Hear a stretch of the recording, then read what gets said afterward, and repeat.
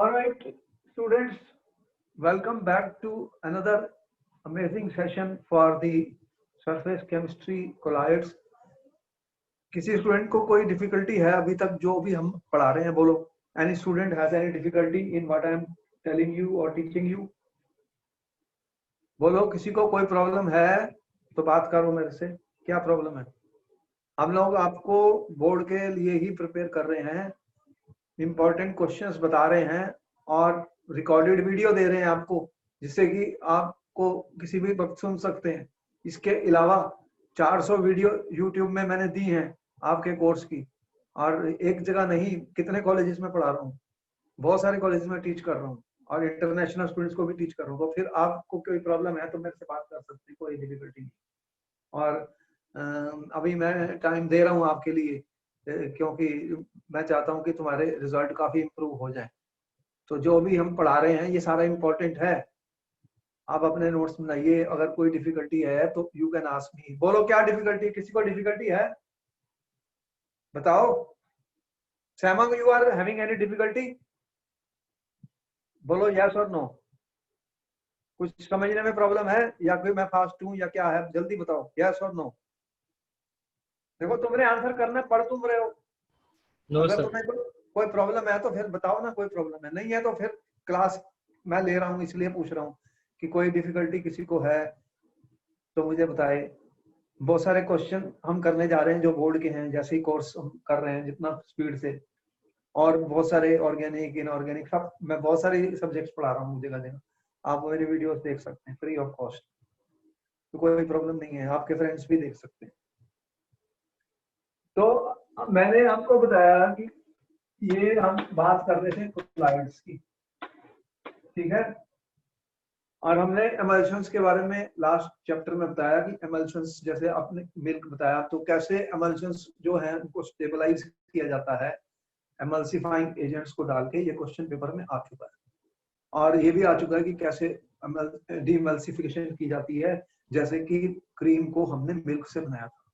Centrifugation, centrifugation एक बहुत important technique है, इसके बाद कई बार क्वेश्चन आ चुका है। तो आज जो हम कह रहे हैं कोलाइड्स अराउंड अस, देखो ये एक बहुत इंपॉर्टेंट टॉपिक है कि हमारे चारों तरफ कोलाइड्स ही कोलाइड्स हैं स्टूडेंट्स। जो कपड़े मैंने पहने हुए हैं, जो शूज मैंने पहने हुए हैं स्टूडेंट्स, जो भी चीजें मैं खा रहा हूं अपने घर में, जो दूध आप पी रहे हैं, जो मिल्क आप ले रहे हैं, जो बटर आप ले रहे हैं, जो क्रीम खा रहे हैं, ये सारी चीजें कोलाइडल इन नेचर है स्टूडेंट्स।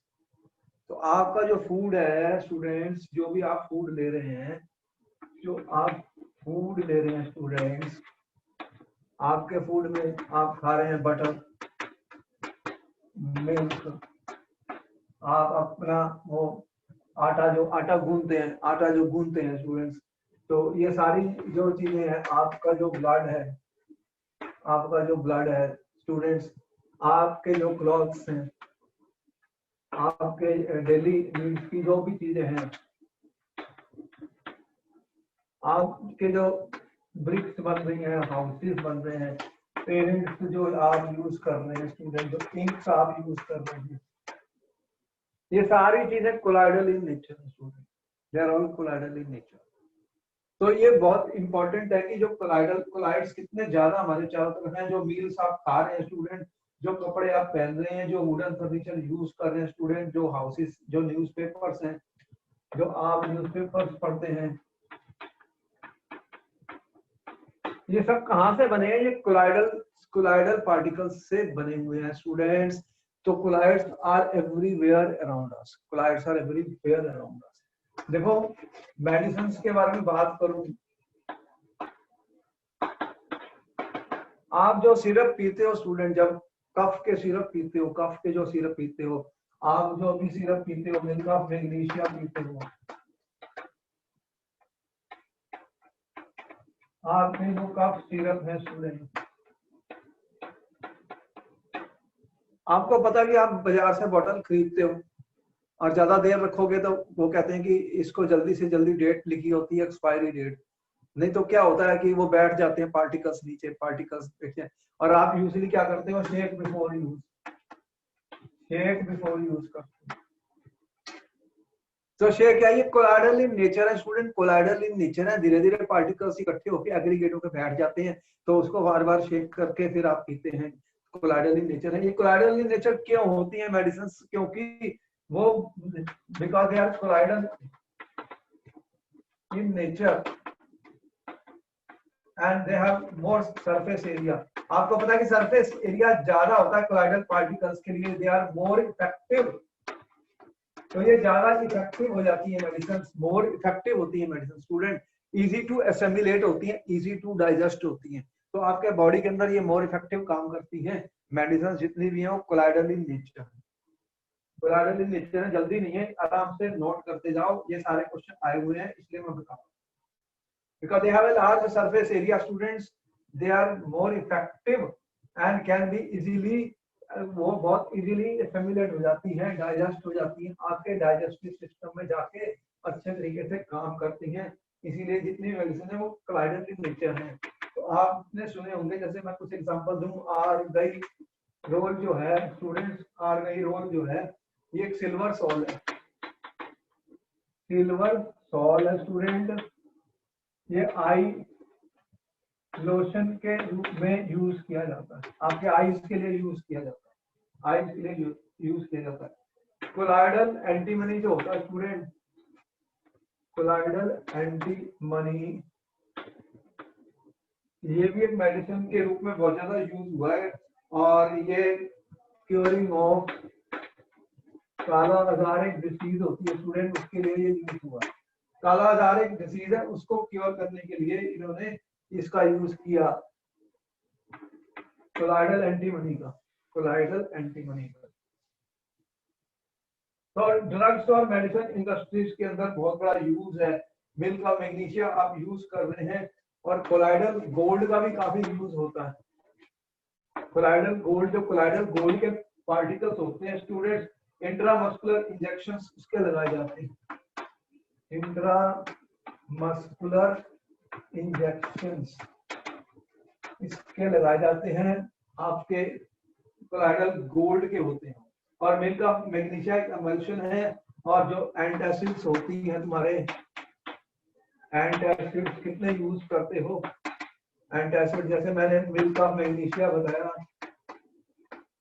मिल्क ऑफ मैग्नीशिया, ये जो डाइजीन सिरप होते हैं स्टूडेंट्स, और ये कफ सिरप्स होते हैं स्टूडेंट्स, ये सब colloidal in nature, they are all examples of colloidal in nature. आप जो जूस पी रहे हैं, जो भी हलवा वगैरह बना के खाते हैं, ये सब क्या होते हैं, कोलाइडल इन नेचर होते हैं। तो चारों तरफ मेडिसिन के अंदर भी दे आर मोर इफेक्टिव। इसके ऊपर क्वेश्चन आया था कि why medicine are colloidal in nature students, because they are more effective. कोई चीज अगर मैं खा रहा हूँ स्टूडेंट, अगर वो इफेक्टिव नहीं है तो वो बेकार हो जाती है, इफेक्टिव नहीं है तो बेकार हो जाती है। तो अंदर जाके डाइजेस्ट हो जाए, असेंबलेट हो जाए, ये जरूरी होता है। तो ये इफेक्टिव होती है स्टूडेंट, इफेक्टिव होती है मतलब अंदर जाके डाइजेस्ट हो जाती है। तो इसलिए ये इनका सरफेस एरिया ज्यादा होता है। तुम्हें पता है कि जिसका सरफेस एरिया ज्यादा है वो ज्यादा इफेक्टिव काम करेगा, बॉडी के अंदर इजीली अकोमोडेट हो जाएगा और डाइजेस्ट कर जाएगा स्टूडेंट, ये इम्पोर्टेंट है, इसको तुमने नोट कर लिया। आप देखो कि ये हमारे पास जो आपका फॉग होता है स्टूडेंट, मिस्ट होती है, आपके एयर एटमॉस्फेयर में जो है मॉइस्चर है, एटमॉस्फेयर में मॉइस्चर है, वाटर है। जब टेम्परेचर ड्रॉप कर जाता है, जब टेम्परेचर स्टूडेंट्स ड्रॉप कर जाता है, उसे बोलते हैं ड्यू पॉइंट पर आ जाता है। तो क्या होते हैं, ये वाटर जो होता है स्टूडेंट वो कंडेंस कर जाते हैं, कंडेंस कर जाते हैं ड्रॉपलेट्स ड्रॉपलेट्स, और डस्ट पार्टिकल्स के साथ मिलके, डस्ट पार्टिकल्स के साथ वो मिलके droplets of water, dust particle के साथ वो ड्रॉपलेट्स ऑफ वाटर मिलके क्या बनाते हैं, फॉग और मिस्ट। तो ये भी कोलाइडल होते हैं student in nature, they are colloidal in nature. तो ये कोलाइडल पार्टिकल्स फ्लोट करते हैं एटमॉस्फेयर। आपको पता है जब बहुत सर्दी पड़ती है, बहुत सर्दी में बहुत टेम्परेचर फॉल हो जाता है, तो आपके कारों में आपको पता है वो ऐसे पानी पानी आ जाता है, फॉग और मिस्ट, और विजिबिलिटी खत्म हो जाती है, इतनी हो जाती है। किसी हर साल एक दो बार ऐसे दिन आते हैं जब कि दिखाई नहीं देता, कुछ फीट तक भी दिखाई नहीं देता स्टूडेंट्स। तो ये सब कोलाइडल पार्टिकल्स होते हैं जो कि एयर में है। और आपको ये भी पता है कि जो रेन होती है, रेन जो होती है ये क्या होता है, जो वाटर इन एयर जो होता है ये एक एरोसॉल है। क्या है? एरोसॉल। तो वाटर के ड्रॉपलेट्स, वाटर जो होता है एयर में होता है स्टूडेंट, और जब इसकी कंडेंसेशन हो जाती है तो वो एग्रीगेट फॉर्म कर देते हैं, छोटे छोटे पार्टिकल्स पानी के आपस में बड़े मॉलिक्यूल्स बन जाते हैं, बड़े पार्टिकल्स बन जाते हैं। तो वो बारिश रेन की तरह नीचे टपकते हैं, रेन हो जाती है स्टूडेंट, रेन हो जाती है। तो ये जितने भी हैं आपके जो रेन है स्टूडेंट्स, वो भी एक तरीके से यही है। जो क्लाउड्स है भाई, क्लाउड्स की बात कर रहा हूँ। क्लाउड्स क्या होते हैं? क्लाउड्स क्या होते हैं? Water in air, water in air. तो ये एरोसॉल्स होते हैं, एरोसॉल्स होते हैं। What is an aerosol? इसके बारे में क्वेश्चन आया था, मैंने बताया था कि liquid in air, liquid in air. Liquid जो है मेरा डिस्पर्स्ड फेज है, एयर जो है मेरा डिस्पर्शन मीडियम है। तो ये वाटर के ड्रॉपलेट्स होते हैं स्टूडेंट्स। तो होता क्या है कि droplets of water suspended in air when temperature जो है, व्हेन टेंपरेचर बिकम्स लो, तो वो क्या करेंगे, कंडेंसेशन हो जाती है, कंडेंसेशन हो जाती है स्टूडेंट। कंडेंसेशन का मतलब है कि छोटे छोटे पार्टिकल्स जो होते हैं, वो ड्रॉप्स जो होते हैं, जो वेपर की फॉर्म में थे वो लिक्विड की फॉर्म में आने शुरू हो जाते हैं। तो जब वो आपस में बहुत सारे लिक्विड इकट्ठे हो जाएंगे तो क्या बनेगा? तो वो रेन हो जाएगी, उसे रेन वाटर कहते हैं। तो आपकी जो रेन हो रही है क्लाउड से हो रही है, क्लाउड से हो रही है। क्लाउड्स जो होते हैं वो एरोसॉल्स होते हैं स्टूडेंट्स। और क्लाउड्स के ऊपर आपको ऑलरेडी पता है बहुत इंपॉर्टेंट, बताओ कोई क्लाउड्स के बारे में खास पॉइंट क्या है? क्लाउड्स के बारे में कोई चीज बताएगा, खास पॉइंट क्या है स्टूडेंट? आपको पता है कि क्लाउड्स के ऊपर चार्ज होता है, यस और नो? Clouds are aerosols. ये क्वेश्चन इंपॉर्टेंट है पेपर के लिए, इंपॉर्टेंट है, आ चुका है। Clouds are aerosols. एरोसोल का मतलब क्या हुआ कि एक डिस्पर्स्ड फेज है और एक डिस्पर्शन मीडियम। तो बताओ कि इसमें डिस्पर्स्ड फेज कौन सा है और डिस्पर्शन मीडियम कौन सा है? बताओ इसमें डिस्पर्स्ड फेज कौन सा है और डिस्पर्शन मीडियम कौन सा है? ये एक इंपॉर्टेंट क्वेश्चन है, मैं इसको डिस्कस करूं।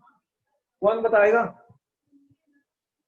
चांदनी, तुम बता दो, which is the dispersed phase and which is the dispersion medium in the clouds? बताओ क्या आंसर है? Tell me. सैमा तेरे को पता है तो you can tell me which is the dispersed phase and dispersion medium? बोलो। ये पेपर में क्वेश्चन आ चुका है इसलिए पूछ रहा हूँ आपको। देखो जो चीजें इंपॉर्टेंट है मैं बार बार उसके ऊपर आपको बता देता हूँ, पहले ही बता रहा हूँ भाई इंपॉर्टेंट है। बताओ कौन बताएगा? डिस्पर्स्ड फेज और डिस्पर्शन मीडियम बताओ क्लाउड्स में। Clouds are aerosol student. Clouds क्या है? एरोसोल्स है। एनी स्टूडेंट आंसर कौन करना था भाई? इसमें क्या है, वाटर जो प्रेजेंट है आपका सर डिस्पर्शन मीडियम गैस होगा और डिस्पर्स फेज सॉलिड होगा। सॉलिड में सॉलिड थोड़ी है, इसमें क्या है? लिक्विड है, वाटर है, वाटर है ना आपके, वो स्मोक में होता है। ये लिक्विड है, वो सब स्मोक में है। ये वाटर लिक्विड जो है ना वो एयर में प्रेजेंट है, इसे एरोसॉल कहते हैं। ये इंपॉर्टेंट क्वेश्चन है, इंपॉर्टेंट क्वेश्चन। देखो समझ लो, जब स्मोक होता है ना, जो स्मोक, उसका भी पूछा जा चुका पेपर में। स्मोक में डस्ट पार्टिकल्स और कार्बन के पार्टिकल्स होते हैं एयर में, उसे भी एरोसॉल कहते हैं। वो सॉलिड इन एयर है, ये लिक्विड इन एयर है।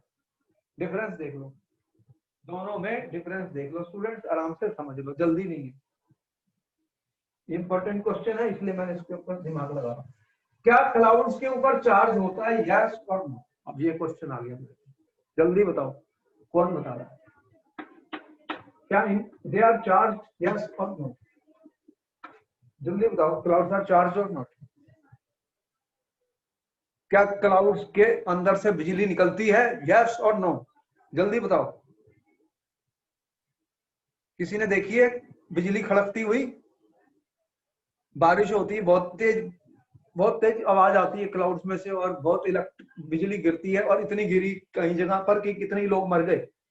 क्या सुना नहीं आपने इस चीज को? बोलो, have you heard about it और नॉट? इंडिया में भी बहुत जगह हुई और कितने लोग मर गए, बहुत ज्यादा। बिजली गिरने से लोग मर जाते हैं कहीं। ये एक नॉर्मल चीज है। आपने कभी सुनी या नहीं सुनी? जल्दी बताओ, बोलो। सर सुना है। तो सुना है, तो क्या बिजली कहाँ से आ गई क्लाउड्स में? इलेक्ट्रॉन की वजह से। उनके पास चार्ज होता है स्टूडेंट, चार्ज होता है। और जब अपोजिटली चार्ज क्लाउड्स आपस में टकराएंगे तो क्या होगा? बहुत सारी इलेक्ट्रिसिटी निकलेगी और बहुत हाई वोल्टेज प्रोड्यूस हो सकती है, इतनी हाई कि लोगों की डेथ हो जाती है। ऐसे बहुत केसेस तुम सुनते हो और पढ़ते हो अखबारों में, बीच बीच में टीवी में देखते हो। तो ऐसे जो बहुत हिली एरियाज हैं, जब बहुत, जहाँ पर बहुत बारिश होती है स्टूडेंट, तो इनके ऊपर चार्ज होता है। तो जब अपोजिटली चार्ज जो होंगे क्लाउड स्टूडेंट्स, वो आपस में टकराएंगे तो क्या होगा? तो दे विल प्रोड्यूस इलेक्ट्रिसिटी। तो वो जो बिजली सी ऐसे ऐसे दिखती है आपको, वो यही शो करती है क्लाउड चार्ज होते हैं, और इट इज वेरी डेंजरस। ये बहुत डेंजरस है, लाइफ के लिए बहुत बड़ा थ्रेट है। तो आपको पता है बिल्डिंगों के ऊपर वो लगा रखे होते हैं उन्होंने, जिससे कि वो अर्थिंग सिस्टम लगा रखा होता है, अर्थिंग सिस्टम, जिससे कि वो इलेक्ट्रिसिटी को अर्थ कर देते हैं। हर बिल्डिंग के ऊपर देखा, जो बड़ी बड़ी बिल्डिंग है ऊंची होने लगी हो। तो ये क्लाउड्स के बारे में थी, और ये भी तुम्हें समझ आ गई कि बिजली क्यों गिरती है, बिजली कहाँ से आती है क्लाउड्स के अंदर।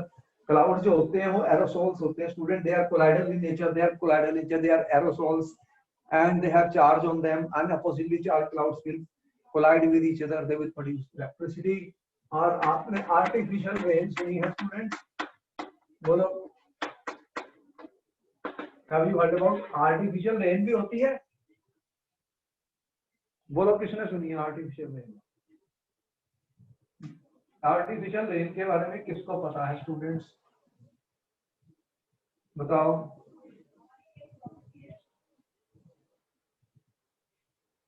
आपने कहा जो क्लाउड्स होते हैं, they are charge, they have a charge, उनके ऊपर चार्ज है। अगर मैं अपोजिटली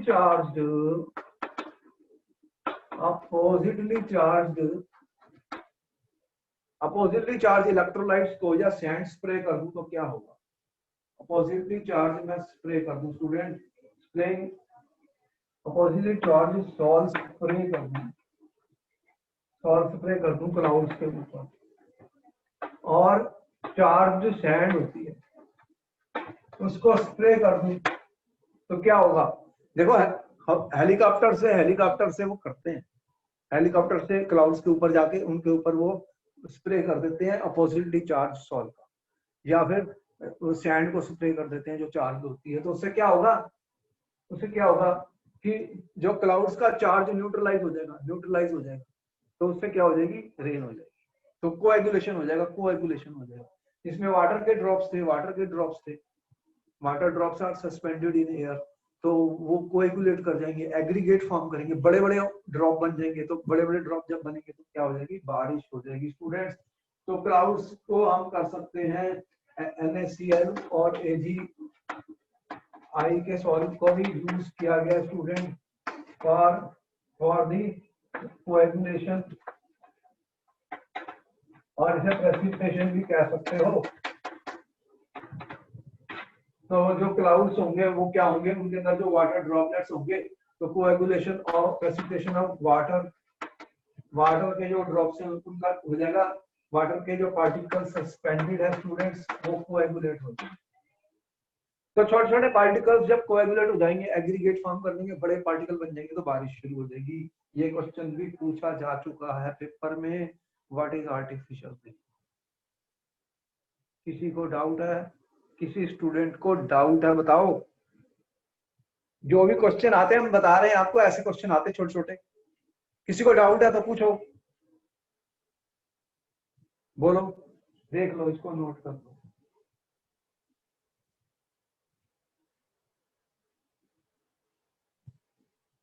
जो जो पेपर में आ चुके हैं मैं उनके बारे में बता दूं, सब इम्पोर्टेंट है, उनको नोट कर लो। मिटा दूं क्या इसको? नोट करना तो कर लो। Yes sir. अच्छा, आर्टिफिशियल रेन का पता लग गया, जो बिजली चमकती है उसका पता लग गया, वो हेलीकॉप्टर से स्प्रे कर देते हैं उसके ऊपर, फिर सोडियम क्लोराइड के सॉल्ट या सैंड स्प्रे कर देते हैं, उससे बारिश शुरू हो जाती है। ऐसा कई कई लोग हैं ये जो काम कर रहे हैं, टीवी में मैं देख चुका हूँ पिक्चर। अब ये क्वेश्चन आया था, how do you explain formation of delta. ये क्वेश्चन कितनी बार पेपर में आ चुका कि डेल्टा कैसे बनता है, बताओ कौन बताएगा डेल्टा कैसे बनता है। जो रिवर वाटर होता है स्टूडेंट्स, रिवर का जो पानी होता है, रिवर का जो वाटर होता है स्टूडेंट, वो क्या है, वो उसमें क्ले होती है which is colloidal in nature. क्या है? कोलाइडल इन नेचर है, ये कोलाइडल इन नेचर है, ठीक है। तो it is a colloidal solution of clay. तो इसके ये इट इज ए चार्ज, इसके ऊपर में चार्ज है। तो जो पानी रिवर से निकल रहा है वो क्ले है, मिट्टी है, मिट्टी एक मिट्टी के ऊपर कोलाइडल नेचर की मिट्टी है, उसके ऊपर चार्ज होता है। जब ये सी वाटर में जाएगी, क्या जाएगी? सी के पानी में, समुद्र में जाएगी। तो सी वाटर में क्या होते हैं? बहुत सारे इलेक्ट्रोलाइट्स होते हैं। सी वाटर के अंदर इलेक्ट्रोलाइट्स हैं या नहीं है, जल्दी बताओ। क्या आपको पता है कि सी वाटर में इलेक्ट्रोलाइट्स होते हैं, यस और नो? कौन से इलेक्ट्रोलाइट है सी वाटर में? कौन से इलेक्ट्रोलाइट सी वाटर में है स्टूडेंट्स? चांदनी, कौन से इलेक्ट्रोलाइट है सी वाटर में? अरे नमक तुम खाते हो, नमक कैसे बनता है?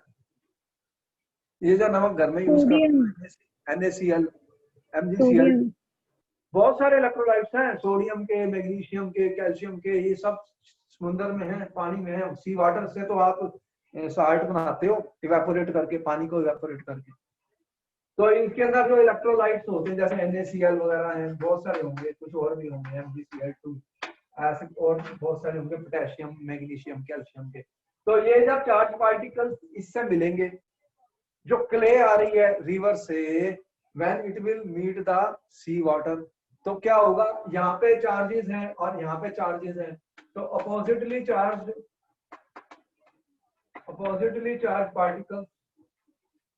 पार्टिकल्स क्या करेंगे? कोएगुलेट का वर्ड यूज कर रहा हूँ, ये इंपॉर्टेंट है। Will coagulate the clay of the river, तो वो क्या बन जाएगा? डेल्टा। डेल्टा क्या होता है? मिट्टी का बहुत बड़ा जो ढेर बन जाता है समुद्र के चारों तरफ, आसपास। ज्योग्राफिकली आपको पता डेल्टास क्या होते हैं, चेक करते हैं। तो बहुत सारी मिट्टी इकट्ठी हो जाती है, वो एक तरीके से कोएगुलेशन हो गई है। जो आपका इसमें क्ले था वो चार्ज था, वो कोलाइडल इन नेचर थी, ये इसको कोएगुलेट कर दिया जो इलेक्ट्रोलाइट्स सी वाटर में प्रेजेंट। तो जहां पे वो मिलेंगे वहां पे डेल्टा फॉर्मेशन हो जाता है। क्या होता है? डेल्टा फॉर्मेशन हो जाती है। ये नोट लो।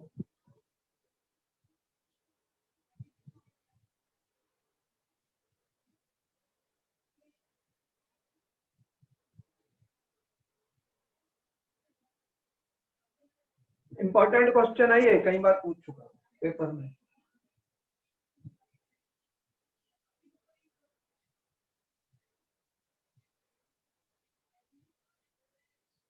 कैन आई रब दी स्टूडेंट्स?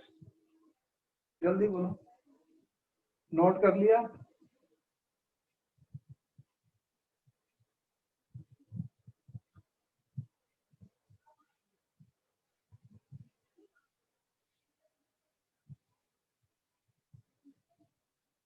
आप देखो, प्योरिफिकेशन ऑफ वाटर,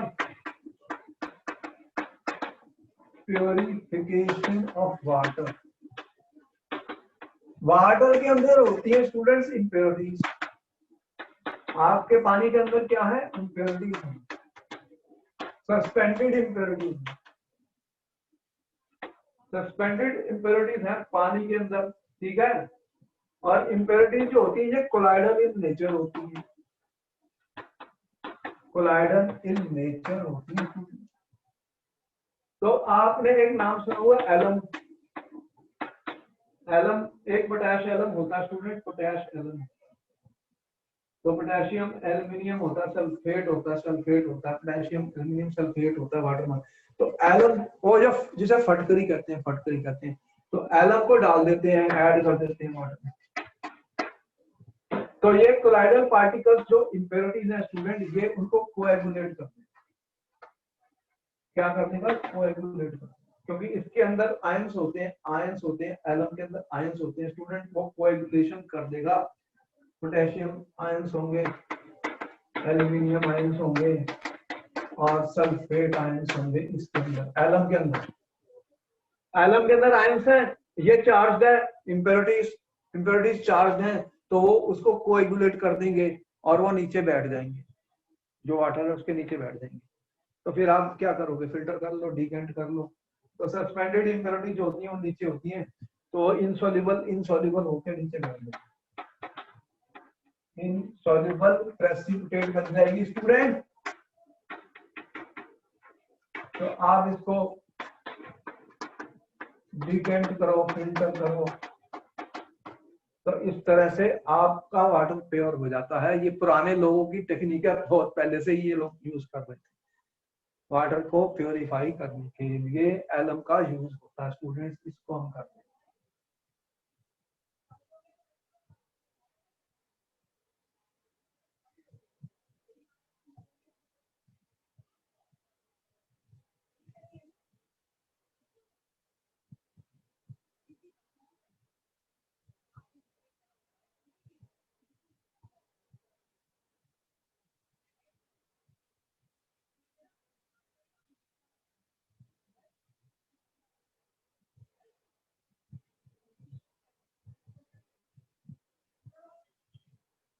एक क्वेश्चन कई बार आया कि एक स्मोक प्रेसिपिटेटर होता है, उसका नाम है क्वार्टरल स्मोक प्रेसिपिटेटर। इंपॉर्टेंट क्वेश्चन है ये स्टूडेंट्स, कई बार पूछ लिया होता है। देखो स्मोक जो होता है इंडस्ट्रीज के अंदर जो स्मोक निकलता है स्टूडेंट, ये पोल्यूटेंट है, बहुत स्ट्रॉन्ग पोल्यूटेंट है। स्मोक एक पोल्यूटेंट है, हमारे एटमॉस्फेयर में आएगा तो बहुत सारी पोल्यूशन पैदा करेगा। और स्मोक आपने बताया कि स्मोक क्या है? एरोसोल है। बताओ कि स्मोक इज एन एरोसोल, ये क्वेश्चन भी आ चुका है। इसमें कौन कौन से डिस्पर्स्ड फेज हैं और डिस्पर्शन मीडियम और डिस्पर्स्ड फेज बताओ स्मोक के अंदर स्टूडेंट्स, इंपॉर्टेंट है। इसके अंदर जो कार्बन होता है स्टूडेंट, आर्सेनिक होता है, डस्ट पार्टिकल्स होते हैं और कार्बन डाइऑक्साइड, ऐसे बहुत कुछ होता है इसके अंदर। स्मोक के अंदर गैसेस होती हैं, पार्टिकल्स होते हैं, ये हार्मफुल है, पॉइजनस है, हार्मफुल पार्टिकल्स हैं स्मोक के अंदर। आज ये एरोसोल का मतलब क्या है कि इसमें क्या है आपके, ये पार्टिकल्स हैं एयर में, एयर एक गैस है और ये सॉलिड इन एयर है।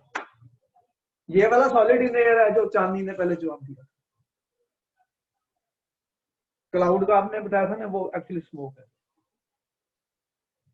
अब ये चार्ज होते हैं, स्मोक चार्ज है, इसके ऊपर चार्ज है, इसके ऊपर स्मोक के ऊपर चार्ज है, स्मोक के ऊपर स्टूडेंट चार्ज है, it is colloidal in nature.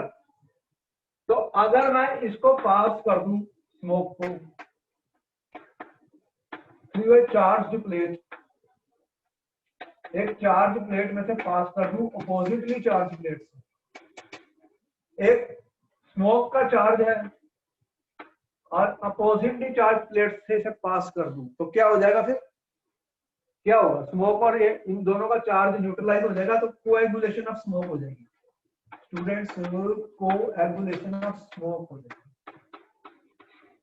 Smoke की कोएगुलेशन हो जाएगी स्टूडेंट्स। तो ये कैसे इसने किया था, कॉटरेल ने एक स्मोक प्रेसिपिटेटर बनाया था। कॉटरेल ने एक स्मोक प्रेसिपिटेटर बनाया था स्टूडेंट। उसने क्या किया था, एक एक प्लेट ली थी ऐसे, देखो ये एक प्लेट है और ये एक प्लेट है स्टूडेंट। ये हाईली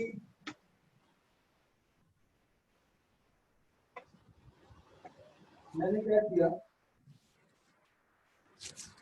कि यहाँ से देखो ये मेरा स्मोक आ रहा है,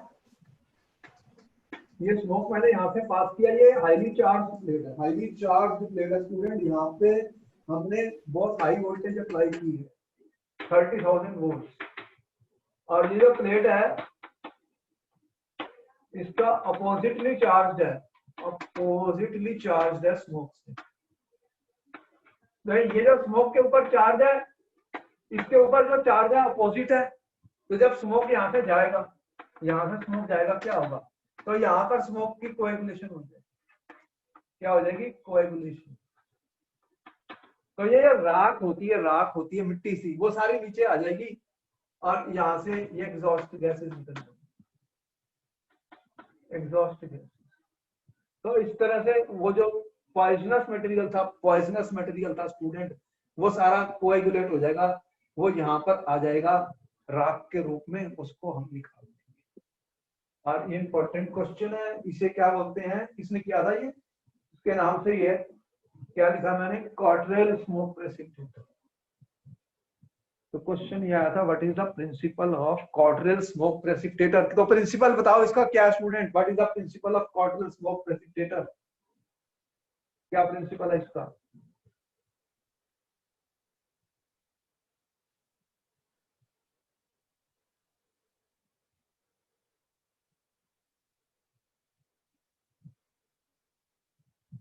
बताओ इसका प्रिंसिपल क्या है, कि smoke is charged, oppositely charge plates में से स्मोक को पास करेंगे, कोएगुलेशन हो जाएगी, वो मिट्टी की तरह नीचे बैठ जाएगा।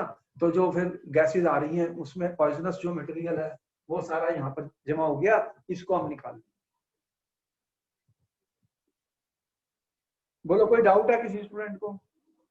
सर हाँ बताओ ना। सर टेस्ट बना लिया आपने। किस चीज का टेस्ट लेना है बोलो। सर संडे को टेस्ट है ना। वो तो सर के पास है, वो सर के पास है। तो सर आपने नहीं बनाया वो। नहीं अभी मेरे को नहीं पता उसके बारे में, सर ने वो बनाया किसी चैप्टर का, समझ लीजिए। तो यहाँ पर देखो क्या हुआ है कि ये स्मोक प्रेसिपिटेटर है, यहाँ पे स्मोक जो है वो आपका प्रेसिपिटेट हो जाएगा। ये क्वेश्चन पेपर में पूछा जा चुका है, कॉटरेल स्मोक प्रेसिपिटेटर, और इसके बारे में फिर भी पूछ सकते हैं, ठीक है। इसमें कोई डाउट है किसी को कि what is Cottrell smoke precipitator, what is the principle of the smoke precipitator, बोलो। मिटा दूं क्या इसको, बोलोगे तो मिटा दूंगा। ये क्वेश्चन पेपर में आए हुए हैं सारे, वही बता रहा हूँ तुम्हें।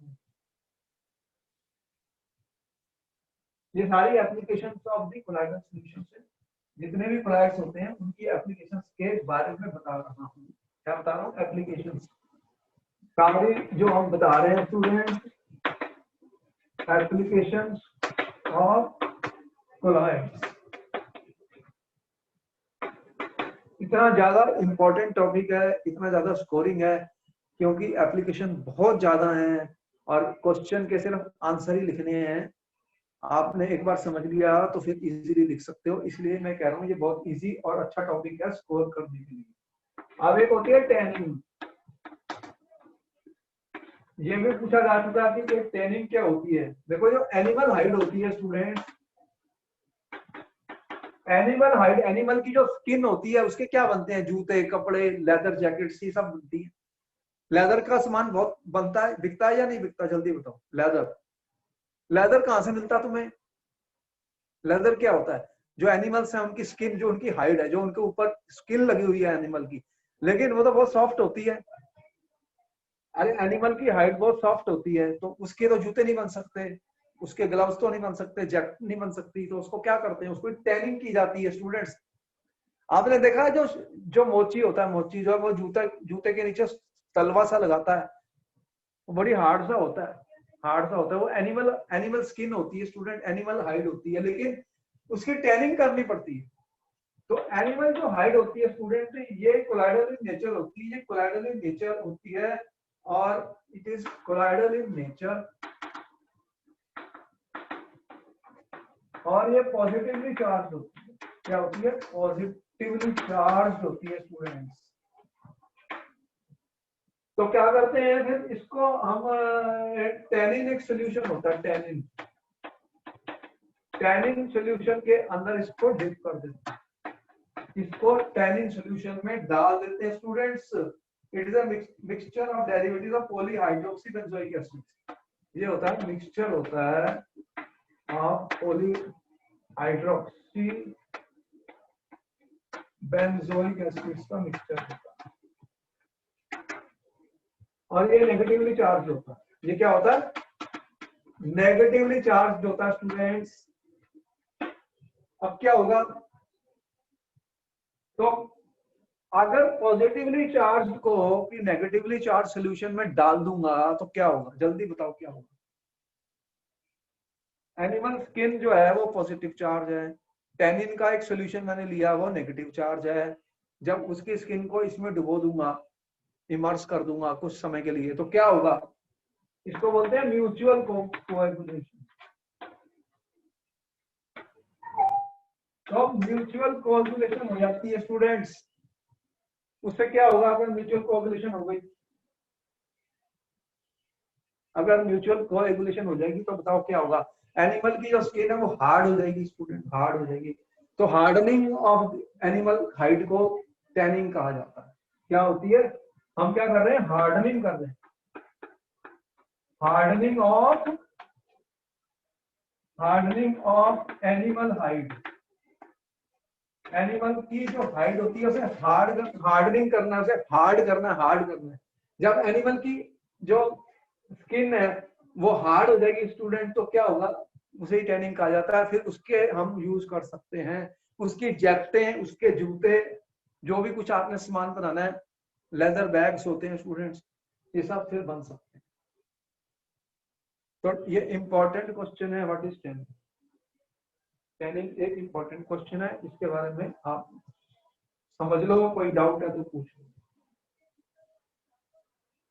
तो यहाँ पे मैंने क्या वर्ड यूज किया है? Mutual coagulation. स्टूडेंट एग्जाम में ये लिखना है, एक एक दो वर्ड का मैं यूज कर रहा हूं, उसको देख लो, उनका यूज करना है। म्यूचुअल कोएगुलेशन हुई है, यहाँ पर क्या हुई है? Mutual coagulation. मिटा दूं इसको? बोलो, नोट कर लिया? Yes sir. वर्ड कौन सा यूज करोगे? म्यूचुअल कोएगुलेशन, उसी को टैनिंग कहते हैं।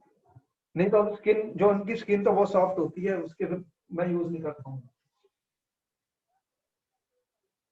तो कोलाइडल पार्टिकल्स के बारे में बता रहे हैं, कोलाइड्स के बारे में बता रहे हैं। कोलाइड्स कितने ज्यादा है हमारे चारों तरफ, उनके क्या यूजेस है स्टूडेंट्स?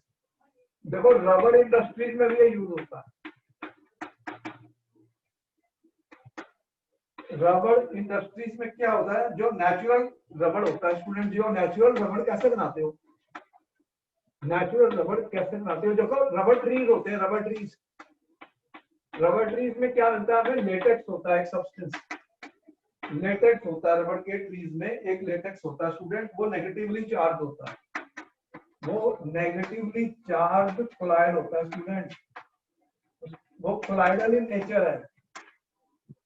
लेटेक्स जो है वो कोलाइडल इन नेचर है स्टूडेंट्स। उसमें वाटर में डिस्पर्शन मीडियम होता है और कोलाइडल पार्टिकल्स होते हैं। क्या होता है इसमें? डिस्पर्स्ड, जो इसमें पार्टिकल्स जो होते हैं वो डिस्पर्स्ड होते हैं वाटर में। प्लांट रबड़ के ट्रीज होते हैं, तुमने सुना, वहां से देखते हो लिक्विड सा निकलता है, वो लिक्विड थोड़े मैं यूज कर रहा हूँ, लिक्विड से मैं रबड़ बनाता हूँ तब जाके मैं यूज करता हूँ उसको। तो नेगेटिवली चार्ज होता है, उसके अंदर जो पार्टिकल्स होते हैं उनके अंदर नेगेटिवली चार्ज पार्टिकल्स होते हैं स्टूडेंट। तो इसके अंदर हम ऐड कर देते हैं वीक एसिड्स, वीक एसिड्स को ऐड कर देते हैं जिससे H प्लस मिलता है। नेगेटिव चार्ज है और ये पॉजिटिवली चार्ज है, पॉजिटिवली चार्ज है, तो क्या होगा, ये न्यूट्रलाइज कर देंगे कोलाइडल पार्टिकल्स को, तो कोएगुलेशन हो जाती है स्टूडेंट्स। किसकी होती है? Coagulation of latex. इससे क्या बन जाता है? रबड़ बन जाता है। एग्जाम के लिए कौन सा वर्ड मैंने यूज किया है? Coagulation of latex gives us rubber. Coagulation of latex से क्या बन जाएगा स्टूडेंट? रबड़ बन जाएगा, रबड़ बन जाएगा।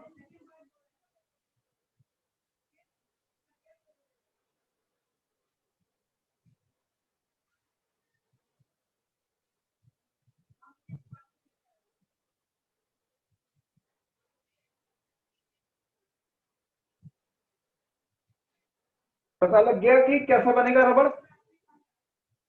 स्टूडेंट्स? कोई डाउट है किसी को? बोलो स्टूडेंट्स, कोई डाउट है? No sir.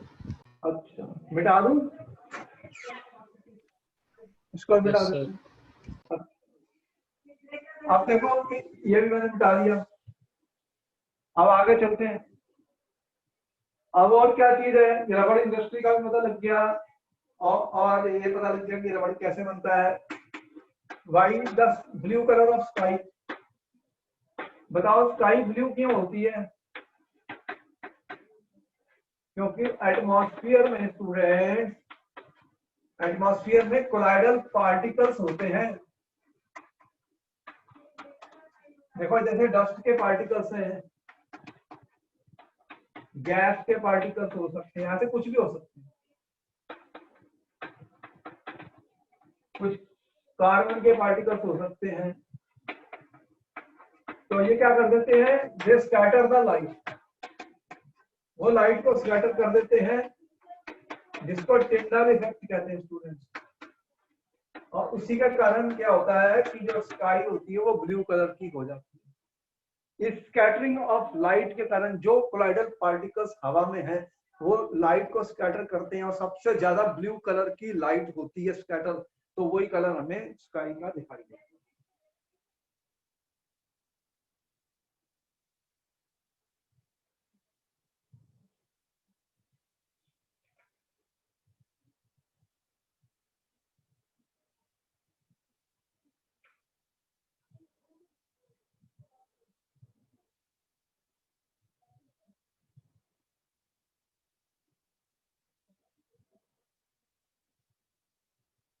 तो ये भी आपने नोट कर लिया।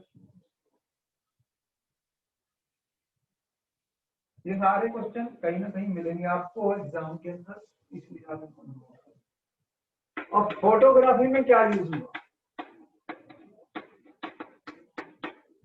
देखो ब्लैक एंड व्हाइट फोटोग्राफी पहले होती थी। ब्लैक एंड व्हाइट फोटोग्राफी में क्या हुआ? इसमें हमने क्या यूज किया है students? Colloidal solution of AgBr। Colloidal solution of AgBr होता है स्टूडेंट्स, AgBr होता है इन जेलेटिन। इन जेलेटिन, जेलेटिन क्या करती है? Protective colloidal, protective colloidal, protect करती है कोलाइडल। तुम्हें पता है जेलेटिन, मैंने बताया था गोल्ड नंबर बहुत कम होता है। It forms emulsion. इससे क्या बन जाती है? एमल्शन बन जाती है, एमल्शन बन जाते हैं student. And applied on glass plates, इसको अप्लाई कर देते हैं ग्लास प्लेट्स के ऊपर, या फिर वो सेलुलॉइड फिल्म्स होती है, सेलुलॉइड फिल्म्स होती हैं और पेपर्स होते हैं, ऐसे पेपर होते हैं उनके ऊपर अप्लाई कर सकते हैं, ठीक है। और papers to form light sensitive, light sensitive plates बन जाती है, लाइट सेंसिटिव प्लेट्स। तो फोटोग्राफी में ऐसी चीजें चाहिए जो लाइट सेंसिटिव होती हैं, ऐसी प्लेट चाहिए जिसके ऊपर लाइट गिरेगी तो फोटो बन जाएगी। तो इसके लिए हमने क्या किया? फोटोग्राफी में क्या किया हमने? Colloidal solution of AgBr in gelatin लिया, colloidal solution of AgBr in gelatin लिया स्टूडेंट, एमल्शन बन गई। इस एमल्शन को हमने ग्लास की प्लेट पे लगा या पेपर पे लगा दिया, या वो सेलुलाइड फिल्म तुमने देखी थी पुरानी, वो रील देखी है पिक्चर की जो होती थी, ऐसे ऐसे चलती थी फिल्म सी, पहले जब तुम्हारी बोर्ड में आती थी, देखा नहीं था पुराने कैमरे में, सेलुलाइड फिल्म की होती थी। तो वो इसी तरह बनते हैं, इसी तरह बनते हैं।